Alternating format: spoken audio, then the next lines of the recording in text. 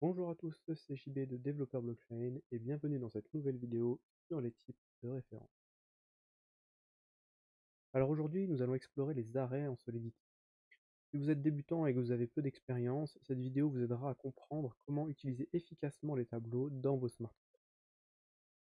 Mais avant de passer au smart contract, faisons un petit rappel. En Solidity, nous utilisons les tableaux pour stocker des ensembles de données, par exemple des UINT ou par exemple des strings. Et on ne peut pas mélanger ces données. Un tableau d'UINT ne contiendra que des UINT, ou un tableau de string ne contiendra que des strings. Ensuite, un tableau peut être de taille fixe ou de taille dynamique. Un tableau de taille fixe aura une taille définie lors de sa déclaration, par exemple 10. Il ne pourra pas contenir plus de 10 éléments. En revanche, un tableau dynamique, lui, n'aura pas de taille définie et pourra changer de taille pendant toute l'évolution du contrat. Passons sans plus attendre sur notre smart contract Hello World.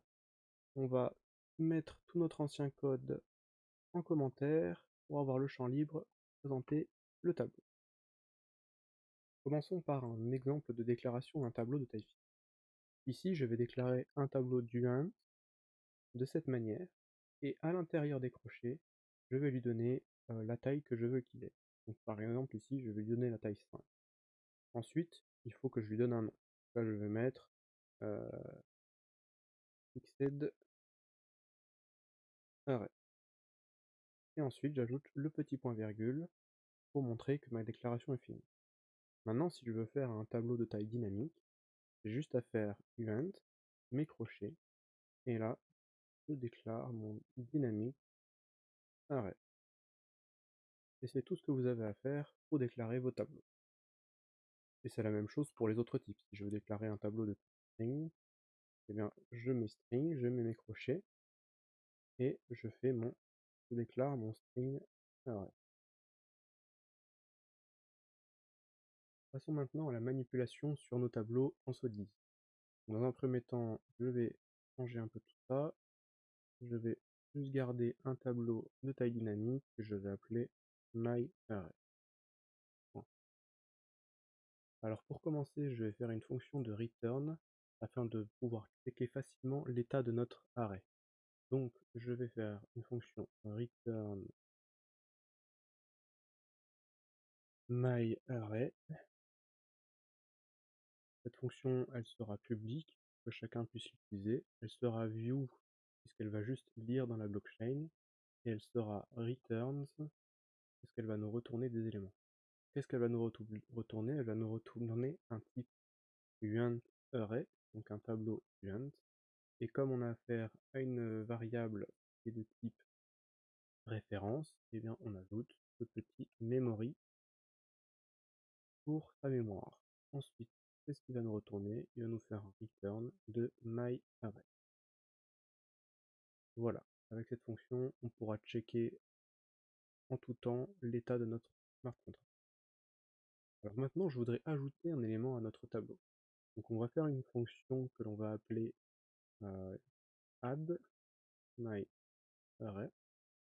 Cette fonction va prendre un paramètre qui sera un UINT. C'est un tableau d'UINT qu'on va appeler underscore number. Cette fonction sera publique, puisque je veux que tout le monde puisse l'utiliser. Et cette fois-ci, qu'est-ce qu'on va faire? On va appeler myArray, on va appliquer le petit point. Et là, vont s'afficher toutes les propriétés et fonctions que l'on peut appeler sur un tableau. Donc la première, c'est le length, récupérer la taille de notre tableau. La deuxième, c'est le point pop. La fonction point pop va supprimer le dernier élément de votre tableau. Et ensuite, les deux autres sont les points push pour ajouter un élément à la fin de votre array. Donc je vais faire point push underscore number pour ajouter le number à mon tableau. Cette fois-ci, je veux utiliser la fonction pop, donc je vais vouloir supprimer un élément de mon array, myArray. Cette fonction ne prendra pas de paramètres, hein. Elle sera publique, et cette fois-ci, myArray.pop. Et pour finir, je veux récupérer la taille de mon tableau, donc je vais faire la fonction getLength,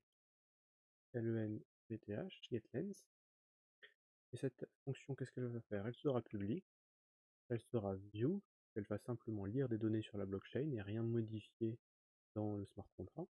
Elle sera returns. Qu'est-ce qu'elle va return? Elle va return un nuant. Il faut que je mette entre parenthèses.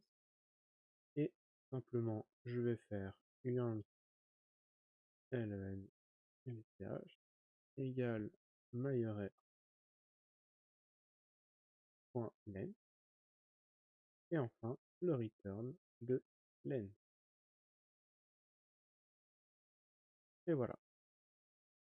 Donc ici, vous vous retrouvez avec les trois propriétés et fonctions des arrays en Solidity, et il n'y en a pas plus pour des raisons de coût de gaz, hein, ils n'ont pas fait plus. Mais avec ça, maintenant, vous avez tout ce qu'il faut pour manipuler vos arrays. Je vous propose maintenant de tester notre smart contract. Je fais un petit CTRL S pour le compiler, et je me rends sur l'interface de déploiement. Et sans plus attendre, je vous propose de déployer le smart contract. Hop. Et là, on retrouve nos fonctions. Donc si je fais return myArray, il n'y a rien qui apparaît parce que l'array est vide. Si je fais getLength, on le voit bien, il est à 0. Si je fais delete myArray, ça fait une erreur, mon tableau est vide. Donc je vais ajouter un nuant, j'ajoute le nom produit, je fais add myArray. Cette fois-ci, la taille est à 1, le return de myArray retourne vide. Si j'ajoute un autre numéro, mettons 5, je fais add. Cette fois-ci, ma taille est à 2, et mon array est à 10 et 5. Tout simplement. Et cette fois-ci, si je fais delete myArray, on voit que ça a marché, la taille est à 1, et on ne récupère que notre array. Alors petit rappel sur les cas d'usage des tableaux en Solidity. Généralement on s'en sert quand il faut boucler sur les données. On n'a pas besoin de boucler, un mapping sera largement suffisant dans la majorité des cas. Pourquoi je vous dis ça? Parce qu'un tableau, un array, ça consomme énormément de gaz comparativement à du mapping. Et pour finir, veuillez m'excuser, j'ai oublié une fonction. C'est la fonction pour récupérer un élément du tableau sans récupérer le tableau en entier. Donc on va appeler cette fonction getItem. Cette fonction elle va prendre un paramètre qui sera un nuint et qui sera l'index de notre élément.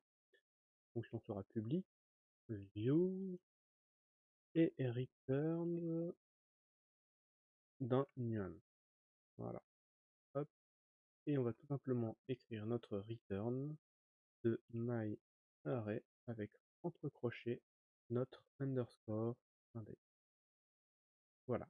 Avec cette fonction, vous pouvez récupérer un élément dans le tableau sans avoir à retourner en fait tout le tableau comme on l'a fait ici. Donc cette vidéo est déjà très longue, donc je ne vais pas retester cette dernière fonction, je vous laisse le faire chez vous. Pour résumer, en tout cas, il existe deux types de tableaux, les tableaux à taille fixe et les tableaux à taille dynamique. Si vous voulez faire un tableau de taille fixe, vous ajoutez dans vos crochets la taille du tableau que vous voulez avoir. Si vous voulez ajouter un élément à votre tableau, vous allez utiliser la fonction .push qui ajoutera un élément à la fin de votre tableau. Si vous voulez supprimer le dernier élément du tableau, vous utiliserez la fonction .pop. Et si vous voulez obtenir la taille de votre tableau, vous utilisez la propriété .len. Et enfin pour finir, si vous voulez accéder à un élément précis dans le tableau avec l'index, vous utilisez les brackets à la fin de votre tableau. Voilà, j'espère que cette vidéo vous a plu. Je vous dis à très vite pour la prochaine et pensez à vous abonner et à liker si ça vous a plu. Au revoir.